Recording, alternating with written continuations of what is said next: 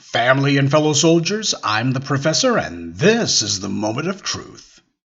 When the white media has some nothing burger that they're desperately trying to turn into a thing and get some momentum behind it, they'll do a steady drip drip of stories about it, mostly repeating stuff that we've already heard, though one of the tactics they like to use is to say, and the fallout continues over fill in the blank. Well, when it comes to the Dana White wife-beating scandal, we don't have to exaggerate or try to make up trivial details to seem like breaking news. All we have to do is report what the white media won't, which in this case is anything. Now, just as a hypothetical, what if I were to tell you that Dana White's own mother says that he abuses women and that she's furious about that? What if I were to tell you that Dana White's own mother says he's not a good person? Well, you don't have to imagine. Yeah, I don't want to take anything away from him for what he's done for MMA and the UFC. I mean, Dana has a high school education and that's it. And I think it's pretty amazing the things he's been able to do with MMA and the UFC. But he's not a good person. He seems to have lost his character somewhere along the way. He mistreats people. It's terrible the way he speaks of women and treats women. That really bothers me because I don't believe I've ever brought him up to behave like that. I have a hard time with Dana's marriage, I guess you could call it, because I am a believer. If you're married, and that's it. And if you don't want to be and you want to be out with other people, then leave the person you're with. Don't make a joke of your marriage. But his marriage is a joke. How so? Well, everyone knows that he puts Tiger Woods to shame. You know, he has plenty the ring card girls sleep with him. There's two of them I know for sure, and I don't remember I don't know if I ever knew her name. She was the first ring card girl. I think she used to do the Zions commercials for them too. But I know he was sleeping with her. It used to annoy me. The former ring card girl, Rochelle, he took her out, did a lot of things for her, helped her get into Playboy. She was trying to build a career, and she wanted to go well beyond being a ring card girl for the UFC. So Dana was with her at a number of functions and with friends, and it was pretty obvious that they had a relationship for a while. Yeah, he slept with his sister-in-law in my house, which made me absolutely furious. I mean, he goes after any girl he wants and usually gets them. So his wife they're constantly fighting. The honeymoon, she gave him the worst black eye I've ever seen. He nearly lost his eye. So I don't know if that's his way of handling it, but he's gone overboard with handling it. I wrote this book because I don't like the person Dana's become. And the thing that pushed it over the edge for me was when his grandmother got sick and died this summer. And he hadn't spoke to her in 2 years. And he called her up and told her, Graham, I'm going to send my plane to get you. I'm going to bring you back to Vegas to live with us. You're going to have the best medical care money can buy. And then she never heard from him again. So, and that was typical Dana, so I really didn't even think twice about it. But the final straw was when I saw one of her neighbors. And her neighbor asked me what I was doing there. And I said, my mom's sick, and I'm down here taking care of her. And she said, oh, we thought she was gone. I said, gone where? She said, well, she told us her grandson was coming to get her. She told everybody in the neighborhood that she wouldn't be here because he was coming to get her to take care of her now. So that just sort of pushed the final button for me. And, I was hoping the book, a lot of the stuff might bring him back or make him think about who he's become and what he does to people and the way he behaves. But I don't think it's really had that effect on him. Did he come to her funeral? No. I would love to see Dana change. I really would. I would like to see him become a better person. He has everything. I just keep saying it. There's no reason to be that mean and cruel to people all the time, to be hurtful. I don't understand it. if he would just step back and think about it. Maybe he needs a psychologist or a shrink or something to make him see all of that, the person he's become from the person he used to be. Now I ask you, what kind of a low-down, no-account piece of trash does a man have to be for his own mother to say that he's not a good person? He's not a good person. He seems to have lost his character somewhere along the way. He mistreats people. It's terrible the way he speaks of women and treats women. She's dishing all the dirt on this boy, and she did this years ago, saying that he slept with the ring girls, even putting names out there, that he even slept with his own sister-in-law. And this ain't Professor Truth saying this. It's Dana White's own mother saying it. Now, keep in mind, Dana White has not sued her for slander. He hasn't sued her for defamation. She wrote a book about it, and he didn't even sue her for libel either. So what does that tell you? Now, this video's been out there a while, since at least 2011, as has June White's book. Ari Emanuel bought UFC from the Fertitta brothers in 2016. That was 5 years after June White dropped these bombshells. So he knew about all this. Dana White himself disparaged his mother for having put all this dirty laundry out there for the world to see. So why did Ari Emanuel buy a company from a scumbag like this? Why didn't Ari Emanuel dump Dana White and say, hey, I may want the company, but I don't want you?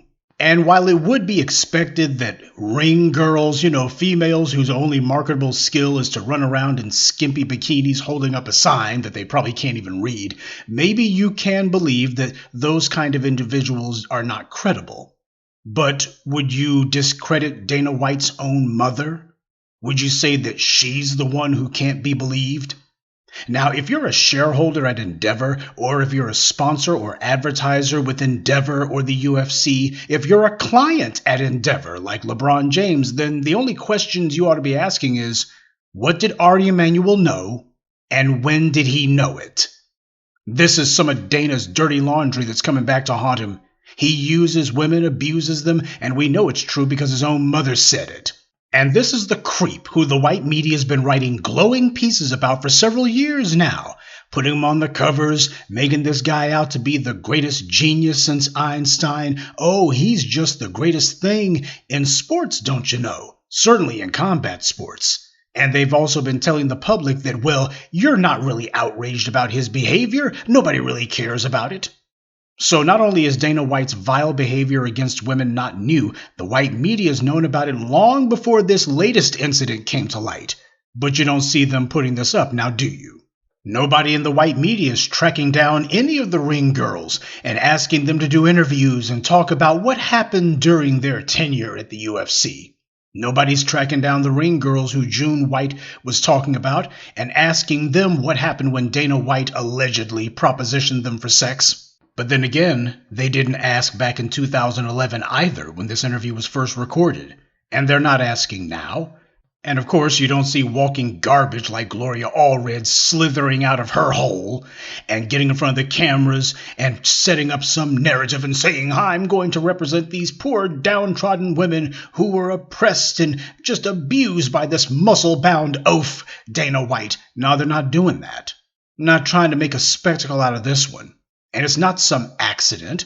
This is the white media showing everyone that there's a racial policy in place. Call it color-coded news coverage. If your skin is the right color, you can beat your wife, sleep with your employees or your in-laws, disrespect your mother and grandmother, and they'll not only overlook it, the white media will continue to give you big praise, huge headlines, nothing but glowing articles, and say absolutely nothing but good things about you, and they'll make sure that no accusation, no matter how damning or well-supported, will ever be allowed to taint your reputation. Doesn't matter if you're Jerry Lee Lewis, Roman Polanski, Rob Lowe, David Bowie, or Dana White. You can be caught in the act, caught on video in public, and neither your reputation nor your career will take a hit. The white media will simply refuse to report on it. And even if they are forced to by social media, they'll simply refuse to say anything afterwards. A one and done and that's it. They'll just report on it long enough to do a story saying, well, nothing to see here, nothing's going to come out of it, you just need to accept it. Now that ESPN reporter briefly went off code and talked about some stuff that was going on behind closed doors. And this reveals that there is an open policy of racial bias and blatant censorship when it comes to who the white media covers and who they ignore. A policy of racial censorship when it comes to what they say about you too. Because if you're black, they'll make up stories about you, demonize you, attack innocent men who have never harmed a woman, and then they'll keep repeating their own lies afterwards. Attacking and smearing men who they know to be innocent.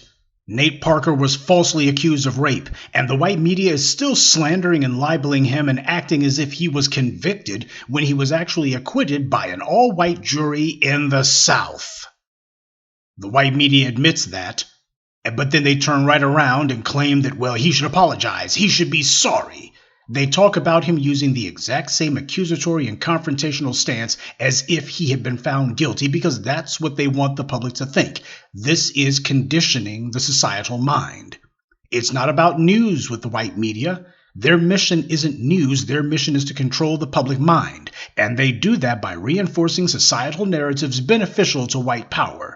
And the main one that they want to keep propped up is that black is synonymous with criminal, morally deficient, etc. Oh, sure, if there's some person over here who's non-black, especially if they're from the dominant society, and this person has been accused of a crime, proven to have done that crime, well, we need to find a couple of black people, especially black men that we got some rumors about. Sure, there's no proof. Sure, there's no evidence. There's nothing to prop it up. But we're going to report on it as if it's already open and closed. And that's what they do. Meanwhile, you have Dana White, who was caught on video beating his wife in public, and even his own mother says he mistreats women and that he's not a good person, and the white media is pretending like they don't remember June White's interview or her book. Ignoring the truth and promoting whatever lies are beneficial to white power, that's the white media's job. This is why people like Ari Emanuel put so much money into their front organization Time's Up. Remember, Endeavor, along with the other talent agencies, was one of the big backers of Time's Up. It was their puppet. That way they would have their own official anti-female abuse organization whose entire purpose would be to get the media's attention off of white media executives and moguls who use their position to exploit and victimize women and on to the nearest black man. So that's why at first we heard about people like Harvey Weinstein, Matt Lauer, Louis C.K., Bill O'Reilly, Charlie Rose, Les Moonves, etc., and instead we got the distraction with lies about Michael Jackson or gross exaggerations like the R. Kelly fiasco.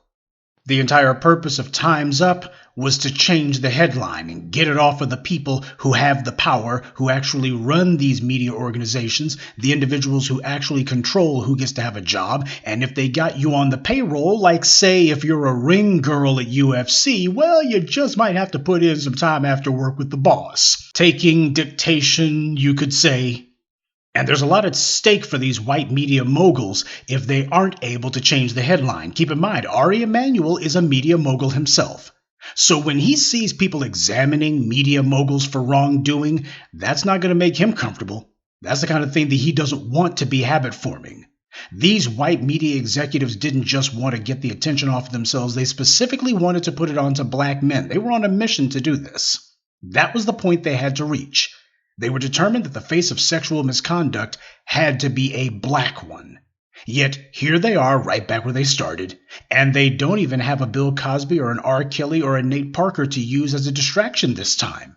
So the white media is trying to ignore this. They're trying to wish it away. This time, not only does Dana White have to go down, but Ari Emanuel would most likely have to face the music as well. You've got those politicians in the California Women's Caucus who named Ari Emanuel by name and saying that his silence was disturbing. The face of sexual misconduct would be the same one that it was 5+ years ago if they don't get out in front of this, or if they don't decide, well, from now on, there's going to be radio silence on this. They can't allow this to proceed. And that's why we have this across-the-board effort to bury this story. The video of Dana White's mother is damning. Do Dana White's denials have the ring of truth? Or do his mother's claims? Looking at how Dana White acts, what we already know about the man, does it really make any sense to doubt his mother at all? Much of what June White said is already public. All she did was to confirm that Dana White's done these things to his family members as well. It's all completely consistent. So as I said, not that you have to be Nostradamus to know it, When you see Dana White beating his wife in Mexico, and he's doing it publicly, it's only common sense to ask, if he's that comfortable doing something like that in public, then is this really the first time that he's done something like this? Well, one thing's for sure. We can't take Dana White's word for it, though the white media seems very eager to. His own mother said he's not a good person. This is who he is. And this is who the white media is praising and defending. Dana White's own mother says he's not a good person, accuses this guy of sleeping with anything that moves and of disrespecting the female members of his own family, and the white media buries it. This is the policy of media containment going on here, and it's across the board. All of these white media outlets, from TV to print to what have you, and not even one of them is talking to every woman that he's ever been in contact with. None of those ring girls are being interviewed. They're not trying to figure out whether or not there's more to this behavior. The head of a billion-dollar fight organization caught on video slapping his own wife around, and you got his mother saying, "Oh, by the way, do you know that he sleeps with the ring girls too?" His own mother says that, and they dismiss it. But understand something. This isn't about protecting Dana White. It's about protecting white privilege. They don't have any black scapegoats they can distract attention onto this time. They need a black man who they can point to and say, "See, as bad as you think Dana White is, look at that black guy over there. He's even worse. You should look at them instead."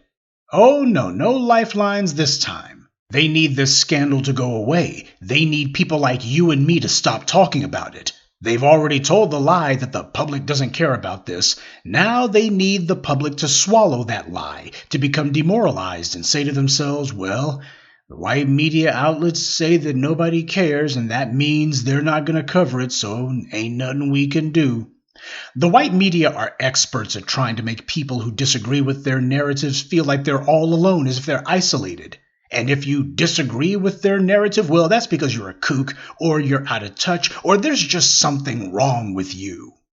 But the longer people continue to talk about it, the more the white media understands they can't control the narrative on this one.